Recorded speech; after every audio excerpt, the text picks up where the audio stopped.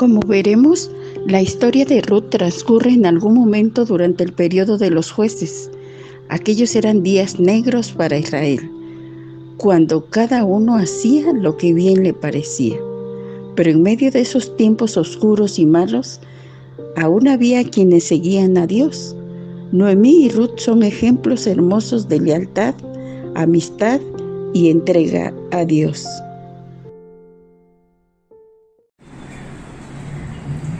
Mateo capítulo 1, versículos del 1 al 17. Libro de la genealogía de Jesucristo, hijo de David, hijo de Abraham. Abraham engendró a Isaac, Isaac a Jacob, y Jacob a Judá y a sus hermanos. Judá engendró de Tamar a Fares y a Sara, Fares a Esrom, y Esrom a Aram. Aram engendró a Aminadab, Aminadab a Nazón, y Nazón a Salmón. Salmón engendró de Rahab a Boz, Boz engendró de Ruth a Obed, y Obed a Isaí. Isaí engendró al rey David, y el rey David engendró a Salomón, de la que fue mujer de Urías. Salomón engendró a Roboam, Roboam a Abías, y Abías a Asa. Asa engendró a Josafat, y Josafat a Joram, y Joram a Usías. Usías engendró a Jotam, Jotam a Acaz, y Acaz a Ezequías. Ezequías engendró a Manasés, Manasés a Amón, y Amón a Josías. Josías engendró a Jeconías y a sus hermanos en el tiempo de la deportación a Babilonia. Después de la deportación a Babilonia, Jeconías engendró a Salatiel, y Salatiel a Zorobabel. Zorobabel engendró a Abiud, Abiud a Eliakim, y Eliakim a Azor. Azor engendró a Sadoc, Sadoc a Akim, y Akim a Eliud. Eliud engendró a Eleazar, Eleazar a Matam, Matam a Jacob. Y Jacob engendró a José, marido de María, de la cual nació Jesús, llamado el Cristo. De manera que todas las generaciones, desde Abraham hasta David, son 14. Desde David hasta la deportación a Babilonia, 14. Y desde la deportación a Babilonia hasta Cristo, 14. Esta es palabra de Dios. Hola hermanas, ¿cómo están? Me da gusto verlas. Bueno, aunque sea a través de este medio, me da gusto saludarlas y me da gusto poder platicar con ustedes acerca de estos temas tan interesantes, acerca de la genealogía de Jesús. Un tema que normalmente, comúnmente, no estudiamos y que lo hemos leído, por ejemplo, en el capítulo que nos ocupa, el capítulo 1 de Mateo, pero lo hemos leído como yo siempre digo, de corridito y sin tropiezo, y no le hemos dado la importancia que cada frase tiene. Y me da muchísimo gusto que en esta ocasión nuestro anuario se haya enfocado a estudiar este tema del capítulo número 1 de Mateo en cuanto a la genealogía de Jesús. Vamos a pedir la dirección de nuestro Dios. Te damos gracias, Señor, muchas gracias, porque tú eres bueno, Señor, porque tú eres misericordioso, Señor, y porque tu misericordia se manifiesta en nuestras vidas, así como se manifestó antiguamente, se sigue manifestando, Señor, cada día, Señor, en nuestra existencia. Señor, te damos muchas gracias, y en esta hora que vamos a meditar en tu palabra, Señor, pedimos tu dirección, la guía de tu Espíritu Santo, Señor, para que podamos entender aquellas cosas que tú quieres revelarnos en tu palabra, Señor. Gracias te damos y gracias por la vida de mis hermanos y hermanas que están del otro lado de la pantalla, Señor. Gracias te damos. Gracias también por la vida de nuestro pastor Francisco Limón, que está a cargo, Señor, de los aparatos, los instrumentos, Señor, mediante los cuales, Señor, podemos hacer esta grabación. Gracias por la vida de mi hermana Juanita, Señor, que también cada ocasión me acompaña, Señor, en esta tarea. Gracias, pues, te damos por todas tus bendiciones manifestadas, Señor. En el nombre de Cristo Jesús. Amén. Bien, pues seguimos estudiando la genealogía de Jesús. Y hoy vamos a estudiar otra mujer que es considerada por Mateo en esta genealogía, mencionada por Mateo. Él sigue en nuestro tema basado en el capítulo 1, del 1 al 17, como base de nuestro estudio. Recordemos que la genealogía plasma la raíz de toda descendencia. La lista, vamos a considerar algunas cosas. La lista de las genealogías está compuesta por varones y de preferencia por los primogénitos varones. Pero Mateo da a conocer a Jesucristo como el hijo de David, pero también como el hijo de Abraham, y también considera a las mujeres. El título de hijo de Abraham, Jesucristo se lo da a una mujer que se encuentra en una sinagoga que estuvo durante 18 años enferma. Y al liberarla de su enfermedad, la llama diciéndole que también es hija de Abraham. Llama la atención, sin embargo, la inclusión de algunas mujeres, algo inaceptable para el pueblo de Israel en su cultura. Pero lo más relevante de esta mención es que las mujeres que están incluidas son mujeres que representan el lado más repudiado del pueblo. Son mujeres que no tienen una cierta reputación, que tienen una cierta referencia, no tienen un rango especial, no.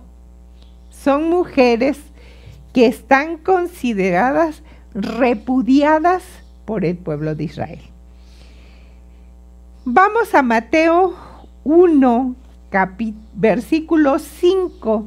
Mateo 1, 5 nos dice en la versión que yo tengo aquí, dice: Salmón fue el papá de Boz, Rahab fue la mamá, Boz fue el papá de Obed y Ruth fue la mamá. En la versión 60 dice: Boz engendró de Ruth. Bien, pues vamos a ver quién es Ruth. ¿Y por qué decimos que son las mujeres que representan a las personas repudiadas? No sé si ustedes conocen el libro de Ruth, si ustedes conocen la historia de Ruth la moabita. La moabita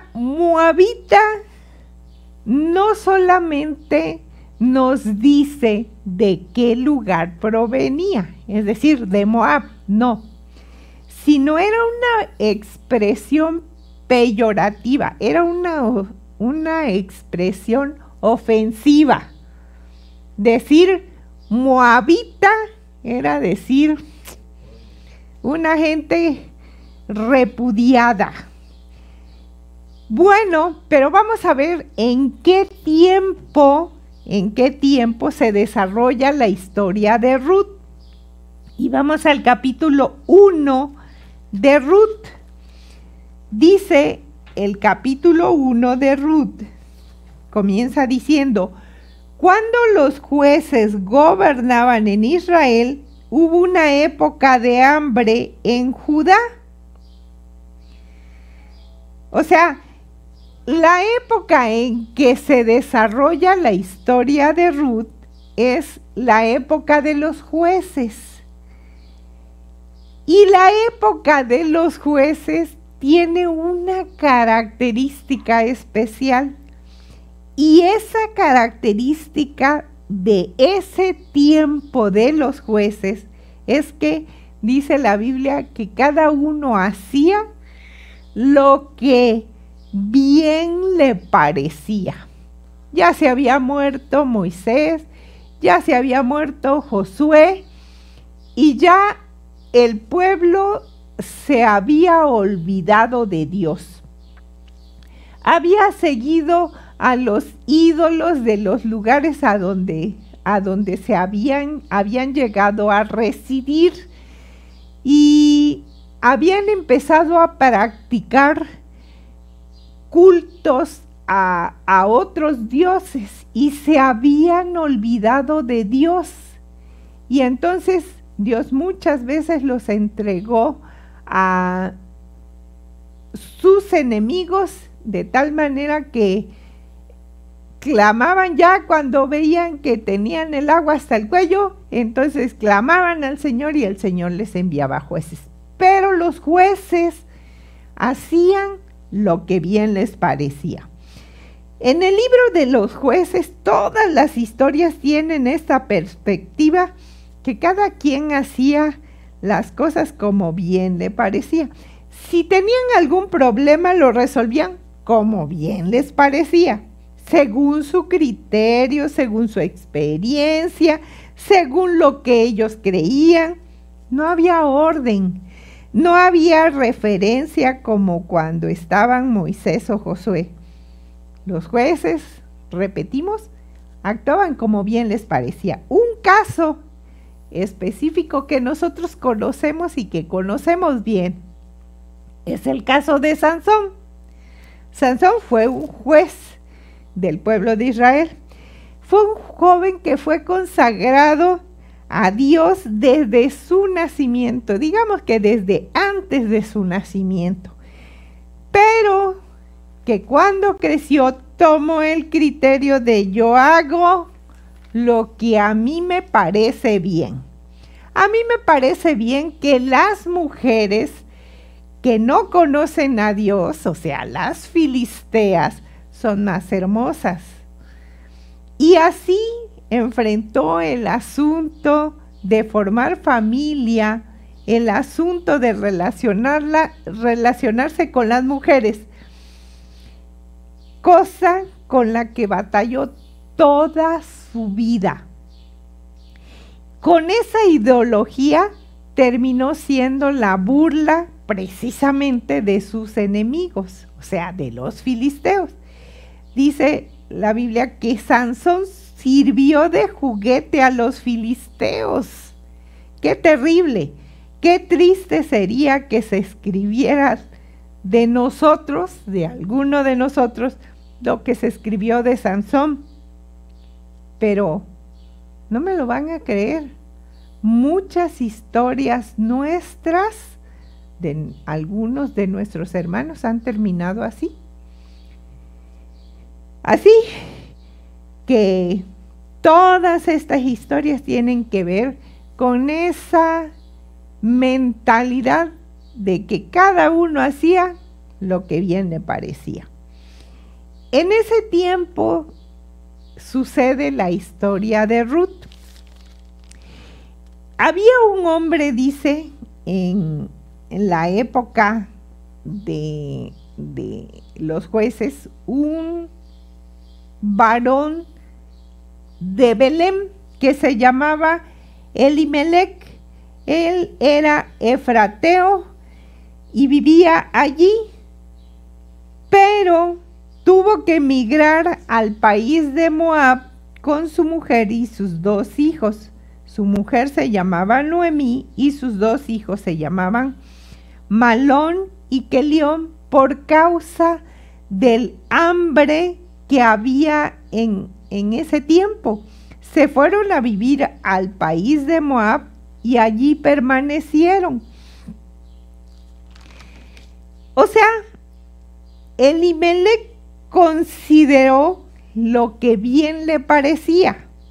Si aquí en Belén no hay comida, pues voy a buscar la prosperidad y la comida de mía y de mi familia y me voy a Moab.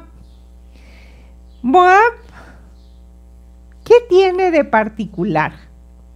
Bueno, Moab viene de un incesto y precisamente eso era lo que repudiaba el pueblo de Israel. O sea, los israelitas no consideraban a Moab, no más porque sí, como un pueblo no grato, porque dice la Biblia que cuando Lot, su esposa y sus hijas fueron liberadas de Sodoma y de Gomorra, tenían que salir sin voltear a ver lo que pasaba en la ciudad. Pero la esposa de Lot volteó y miró lo que estaba sucediendo en la ciudad y se convirtió en una estatua. Así que Lot y sus 2 hijas fueron los únicos que lograron escapar y se fueron a vivir a un monte, a un cerro, diríamos ahora. Y al final se quedaron a vivir en ese lugar solos, solamente Lot y sus 2 hijas. Entonces, después de algún tiempo, las hijas empezaron a preocuparse por la genealogía y empezaron a decir, pues aquí no hay varones, nada más estamos tú y yo, pues hay que hacer algo. Y ¿recuerden ustedes cuál fue la solución de las hijas de Lot? Pues ahora a nosotros nos parece muy grave la decisión que tomaron. Dice, vamos a emborrachar, dijo la mayor, vamos a emborrachar a nuestro padre y tú te acuestas con él y al otro día lo volvemos a emborrachar y te acuestas tú, o sea, la hermana menor. Y así el nombre de nuestro padre no pasará al olvido. Y entonces las 2 mujeres, las 2 hijas de Lot, concibieron. La mayor dio a luz un hijo, el cual se llamó Moab, y que dio origen al pueblo de los moabitas. Por eso esa era la razón por la cual los israelitas no querían a los moabitas, porque repudiaban a esta familia, a este gran pueblo, porque decían, ¿qué se puede esperar de los moabitas? ¿Quiénes son sus padres? ¿De dónde vienen? ¿Qué fue lo que hicieron? Y para ellos, pues, no era grato lo que había sucedido, de dónde provenían los moabitas. Pero cuando Elimelec tuvo hambre, él requirió resolver su situación, no considerando a Dios, sino lo que él creía. Así que se decide por ir a ese pueblo que tenía esa imagen. Y allá se va con su familia. Se va Elimelec, Noemí, Malón y Quelión. Pero dice la Biblia que cuando estaban allá, Elimelec se murió. Sus hijos crecieron y se casaron con moabitas. Uno se casó con Ruth y el otro se casó con Orfa. Y al final, que se mueren también Malón y Quelión. Y quedaron viudas las 3, Noemí, Ruth y Orfa. Noemí se queda sola en un lugar repudiado y con 2 nueras moabitas. Pero Noemí escucha que allá en su pueblo, en Belén, ya Dios los visitó y ahora hay alimento, ahora hay pan. Entonces decide regresar. Las dos nueras empacan, la suegra y las nueras empacan y empiezan a caminar de regreso. Pero después de un tramo de camino, Noemí le dice a las nueras: regrésense con su familia, ¿por qué me siguen? Miren, yo ya no tengo hijos que darles, y suponiendo que yo tuviera hijos, ¿a poco se van a esperar hasta que ellos crezcan? Y Orfa se convence y se regresa a su pueblo, se regresa con su familia. Pero Ruth no. Ruth le dice esa famosa frase que conocemos: no me pidas que te deje. He tomado la decisión de que a partir de ahora tu pueblo será mi pueblo, tu Dios será mi Dios. A donde tú fueres, yo iré, y solamente la muerte nos podrá separar a ti y a mí. La verdad es que siempre se ha enfatizado esa fuerza. Una mujer entera, dedicada, fuerte, sólida, capaz de dejar su familia, capaz de dejar su pueblo, capaz de dejar a sus parientes, a sus costumbres, a sus dioses, todo. Y se nos invita a eso. Pero la verdad es que el libro de Ruth no habla de esa entereza. Habla de que las decisiones tienen implicaciones, hermanos. La decisión que ella tomó tuvo una implicación. Ella dejó todo y regresó con Noemí. Pero vamos a ver la decisión de Noemí. Cuando los parientes la ven llegar a Belén, le dicen: ¿qué no es esta Noemí? Y ella se ofende, porque su propio nombre la ofende. Su nombre, Noemí, significaba placentera.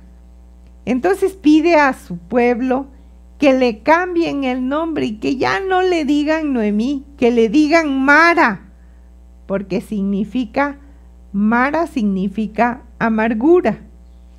Lo más interesante del texto, especialmente del capítulo 1 de Ruth, es que una mujer que no consideraba a Dios, no lo consideró en sus decisiones, cuando llegan las consecuencias de sus decisiones, de las decisiones que tomó en su vida, le echa la culpa a Dios.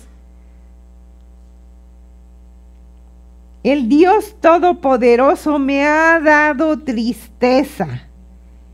El Señor me ha afligido, ha sido duro conmigo.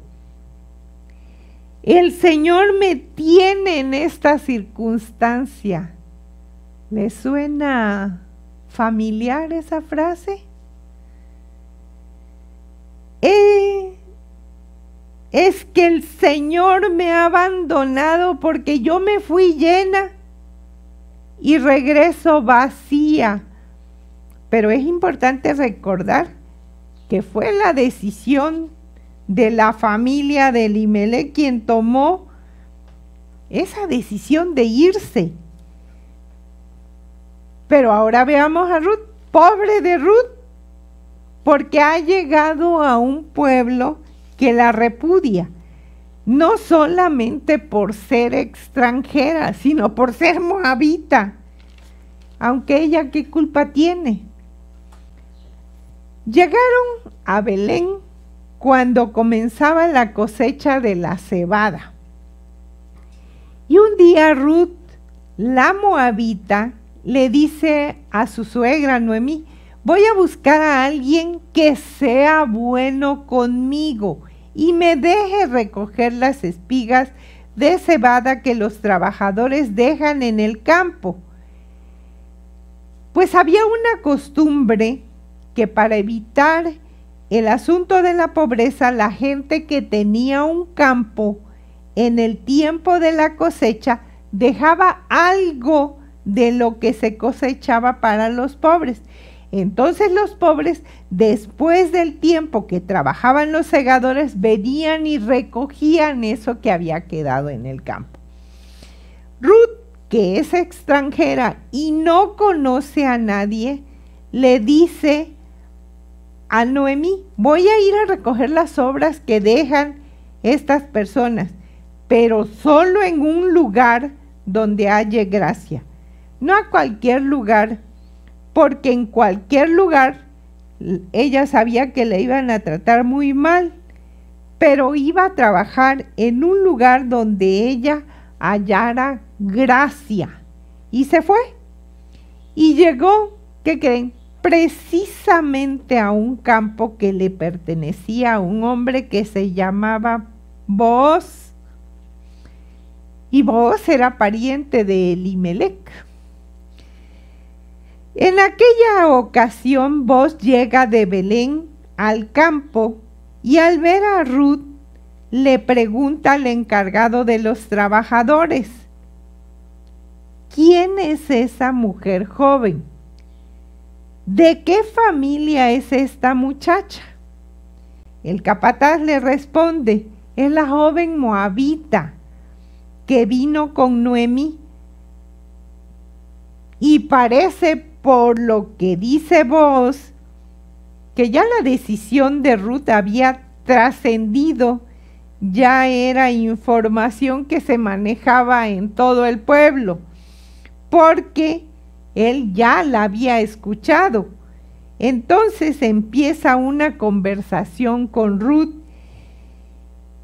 una conversación interesante, y le dice: mira, escúchame, hija, tú no tienes que irte de este campo, quédate aquí, cerca de las otras mujeres que trabajan para mí.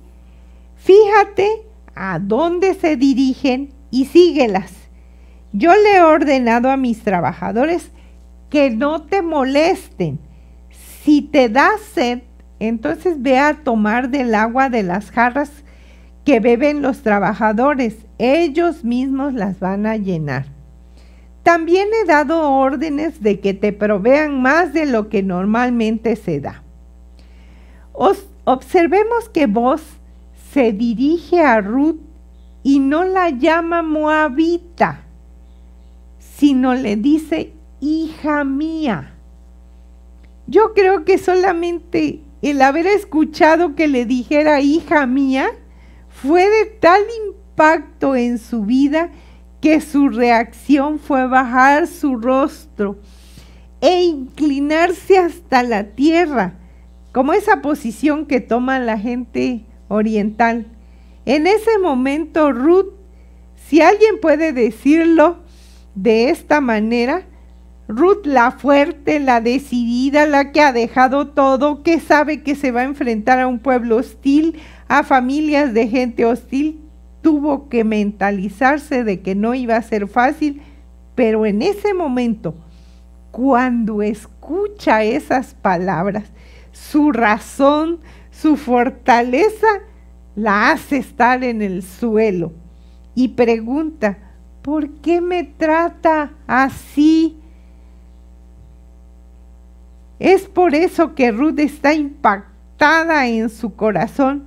La que fue capaz de dejarlo todo, ahora está siendo consolada. Dice: y ella dijo: Señor, Señor mío, halle yo gracia delante de tus ojos, porque me has consolado y porque has hablado al corazón de tu sierva, aunque no soy ni como una de tus criadas. Ha sido usted muy amable conmigo, me ha hecho sentir bienvenida, y eso, que ni siquiera soy como una de sus siervas. Pero por fin, Ruth ha hallado la gracia de Booz. Dice el texto, porque ha sido consolada y porque le ha hablado a su corazón. Ella misma se siente tan insignificante, pero ¿qué creen? Hoy alguien se ha acordado de ella. Mateo, cuando pone a esta mujer en la genealogía, es porque Jesucristo en su ministerio vino a restaurar, a consolar, a hablar al corazón de aquellos que han sido ignorados, de aquellos que sufren y nadie los sabe o reconoce. Dice, vino a buscar y a salvar lo que se había perdido.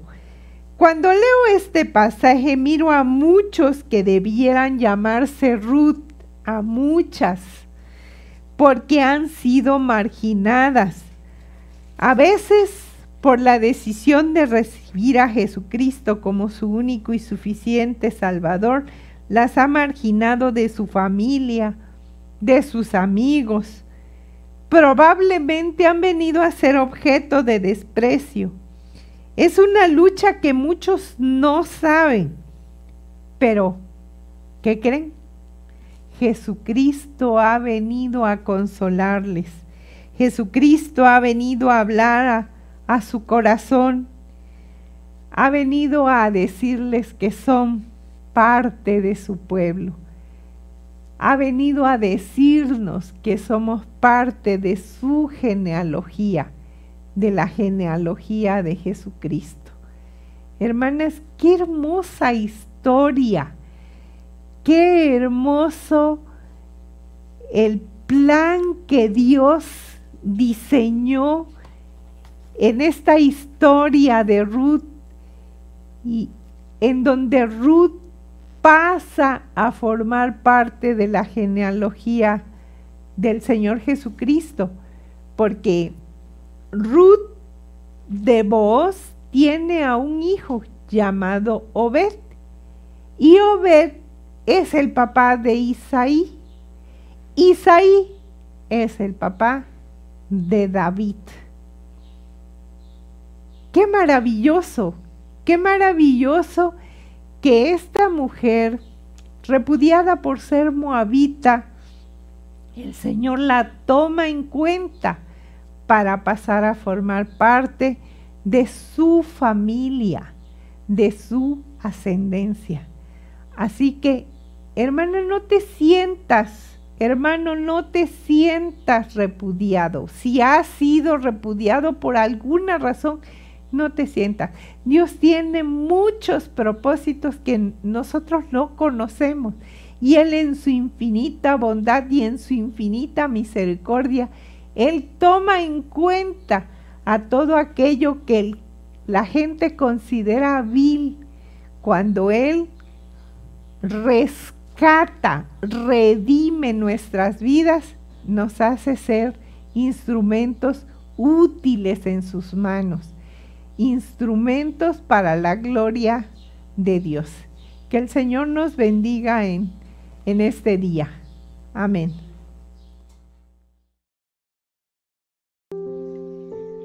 El regreso de Ruth y Noemí a Belén fue sin duda parte del plan de Dios, porque en esta aldea nacería David, y como lo predijo el profeta Miqueas, también Jesús nacería allí.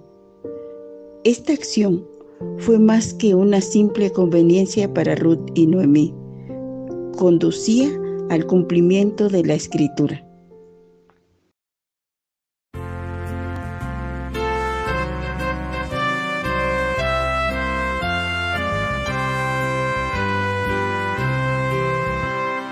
Maravillosa gracia de Cristo rico don,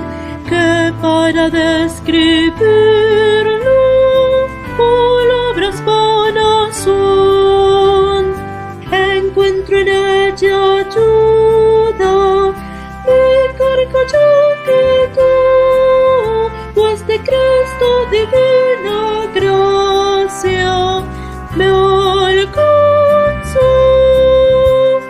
De Jesús maravillosa gracia, insondable escuela el ancho mar, don incomparable, fuente inagotable, mi alma puede allí su sed calmar. Don precioso, rico e inefable, libres para todo pecador. Oh, ensalzad el nombre de Jesús el Salvador. Maravillosa gracia, única salvación, hallo perdón en ella, completa redención. El yugo del pecado de mi alma ya rompió, pues de Cristo divina gracia me alcanzó.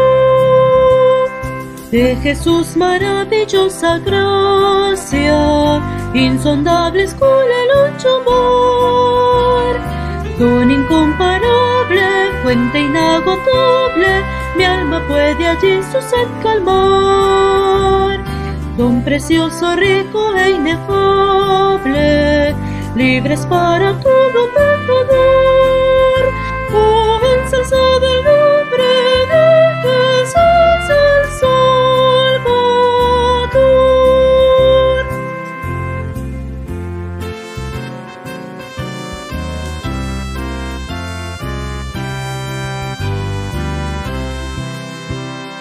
Maravillosa gracia, muy grande su poder, el corazón más negro, blanco lo puede hacer. Gloria del cielo ofrece, sus puertas ya abrió, pues de Cristo divina gracia me alcanzó. De Jesús maravillosa gracia, insondable escuela el ancho mar, don incomparable, fuente inagotable, mi alma puede allí su sed calmar. Don precioso, rico e inefable, libres para todo pecador. Oh, ensalzad el nombre de Jesús el Salvador.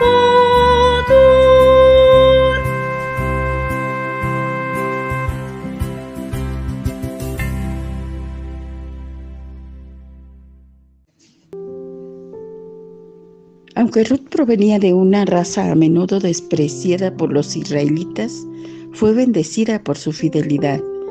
Llegó a ser la bisabuela del rey David y un antepasado directo de Jesús.